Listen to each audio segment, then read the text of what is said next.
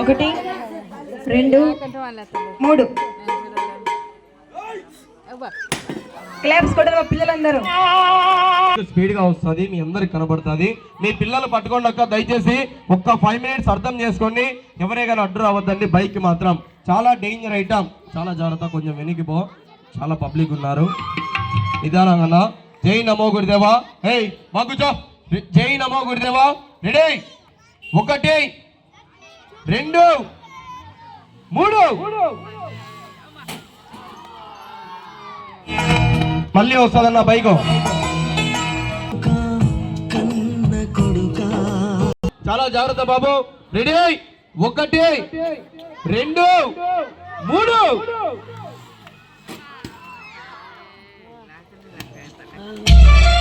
చాలా